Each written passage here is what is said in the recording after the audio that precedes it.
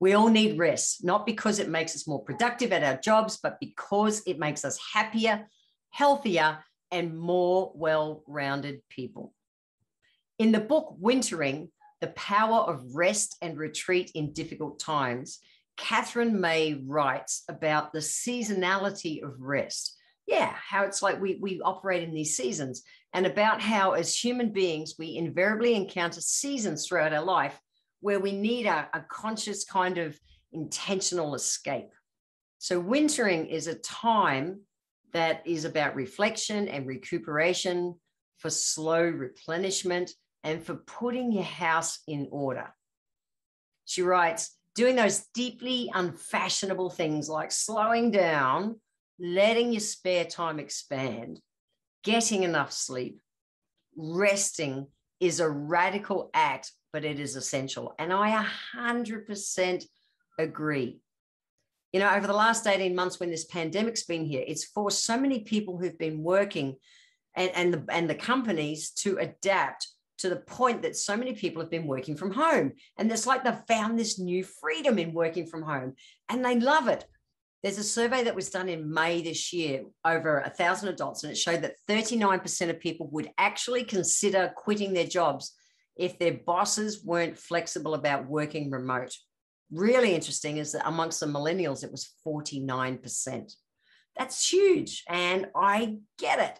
You know, for me, March last year, March 2020, I flew back into Australia. For the 20 years prior to that, I had been traveling the world as a professional speaker, 6 to 9 months a year, somewhere in the world, living out of suitcases, but I bloody loved it. I really loved it. I consciously created a life where I could get paid to travel the world. And I had a blast. I couldn't even start telling you some of the adventures. It was amazing.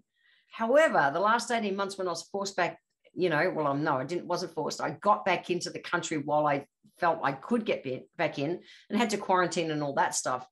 But it was like, I had to grieve first the fact that life was not happening. And I'd been on that treadmill of it, even though it wasn't a taxing treadmill. I loved it. But I'd been in that routine for so long. So initially I went through a huge grieving, like just not understanding how my life was doing what it was doing. Anyway, got through that. And I've consciously created and allowed a whole different life to come in. And I was talking to a mate yesterday who flies the world a lot too. And he said to me, so where are you going first, Jen? Like all of a sudden now they've just opened up Australia and we're allowed to go and fly.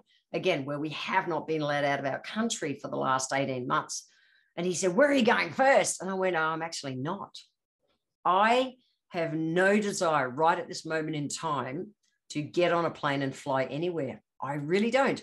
It's been such a long block of time. You know, they say 3 weeks, 3 months is a habit cycle. I have had 18 months at home on the Gold Coast. I surf 7 days a week. I work from home around the surf and the tides, and I get to work online. I go to ukulele class on a Friday morning. I am having an insanely fun life right here at home. It is wildly different to the life I had, but it's been so long. It's a whole new habit for me. And I don't want to fly right at this moment in time. Now, I'm sure it'll come back, but it's not there right now. And I find that so interesting because it was so ingrained for me. And I consciously built that life to fly. So me, like so many other people who were forced to work from home, they don't want to go back to work. They don't want to go back to the office. I don't want to go back to jumping on planes every day. It's really interesting stuff. So I thought I'd talk about this because it's real for me and it's real for so many people. So what is the opposite of rest? What is the opposite of rest? Well, the opposite of rest is work.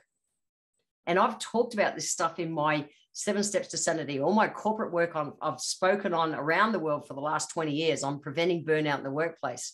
And that whole concept of workism is all about how people chase, they work and they work so hard for that fulfillment through their job. And it's like their identity is attached to it. And yet at the same time, we find it's making them miserable. It's huge. And I get it. I grew up with a dad that he used to say, Jen, you rest when all the work's done. Well, guess what? The work is never all done.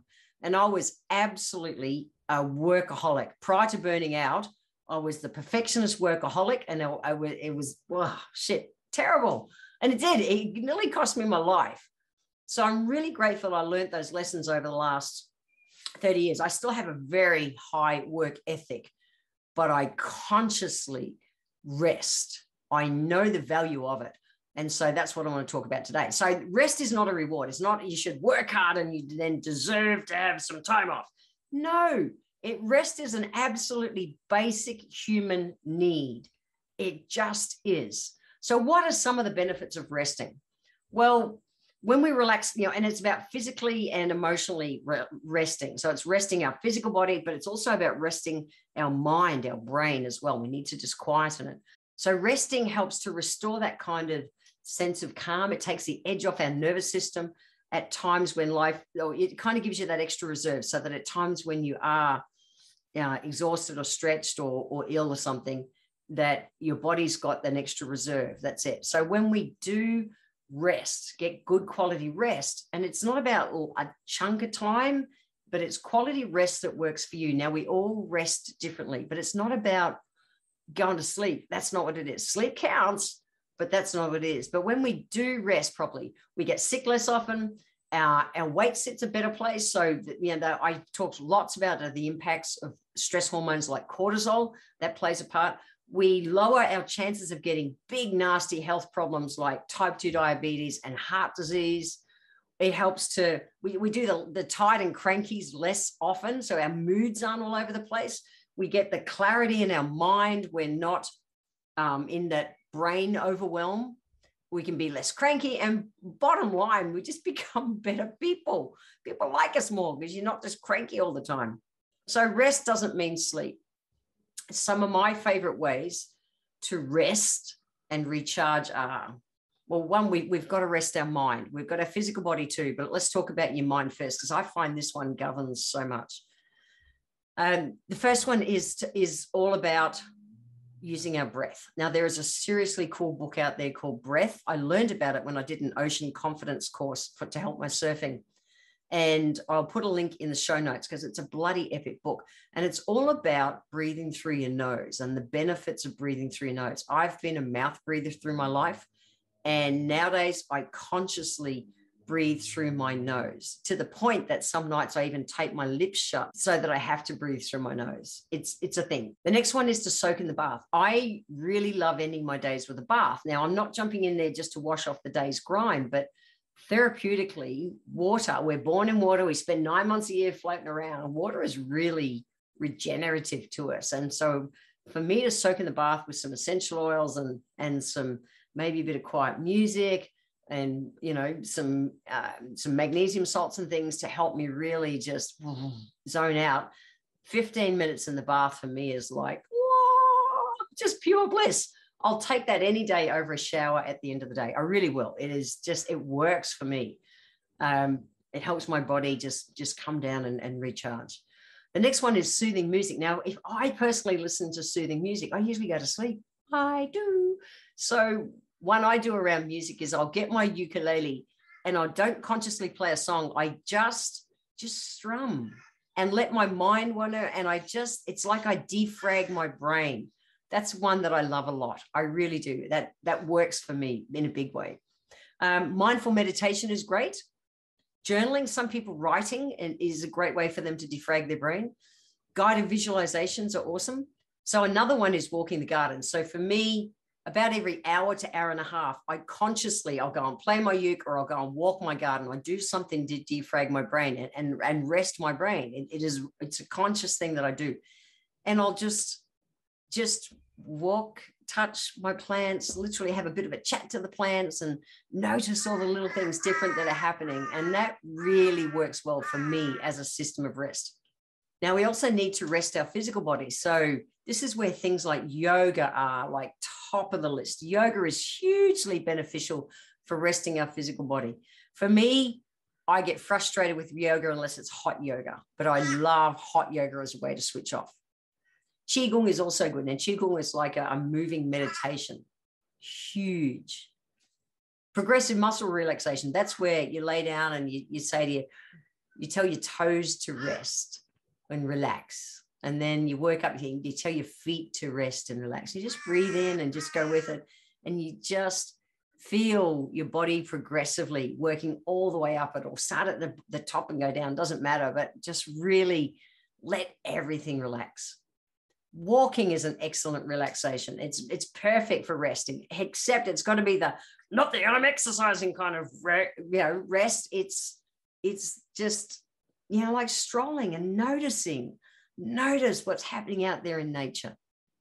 Massage is excellent. I'm a huge fan of massage. And when I have a massage, and the same with when I have acupuncture treatments, I surrender. I swear my body I consciously surrender to it. And the recharge I get from resting in that way is huge for me. And another one is about warm, soothing drinks. Now, it really works. So this is like your chamomile teas, a warm milk drink, not anything that's stimulants or, tea, coffee, alcohol. Those kind of things don't count. But a warm, soothing drink can be useful for your body to rest as well. So it doesn't mean like you have to have hours of rest or an hour of rest. For me, 15 minutes walk in the garden just lets my body let go. So have a look at the list and see what works for you. Because remember, you're worthy of rest.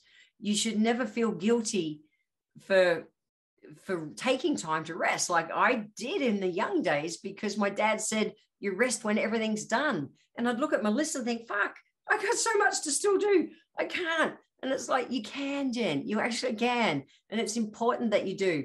I learned that through burning out, and so grateful I learned that lesson. So negative emotions like guilt change your body chemistry faster than crap food. So just go, I deserve to rest. You really do.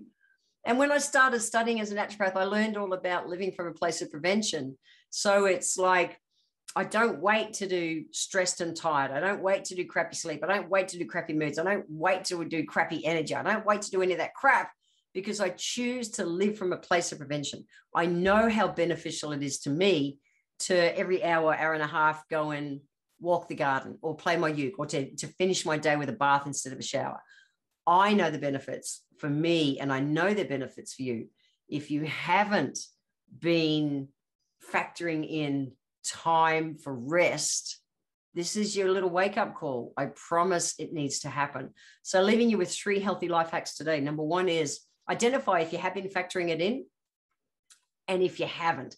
That's the first one. Just go, have I really been getting quality rest for my mind and physical body during the day? And if you haven't, number 2 is diarize it. Make it foolproof. Stick it in your diary. Because what I know is people go, yeah, I'm going to get a massage on Thursday. But then Thursday comes and life's busy and they go, no, I have to cancel that. No, you can't. Make it foolproof. Make your rest time a not negotiable. I promise it's worth it. And then the third one is, what strategies that I've talked about today are you willing to implement? You can go to the show notes at www.healthylifehacks.com.au and check them out. They're all written there. You don't have to go back and listen, but you may choose to go back and listen again. But don't try and do them all at once. See which one resonates with you the most. Is it that you want to go for a relaxing walk? Is it that you want to try having a bath at night, with some oils and some magnesium or something? What appeals to you? I promise, little 15-minute blocks. Remember, 15 minutes is 1% of your day. Spend 1% of your day resting your mind, and spend 1% of your day resting your physical body. Your body will love you for that.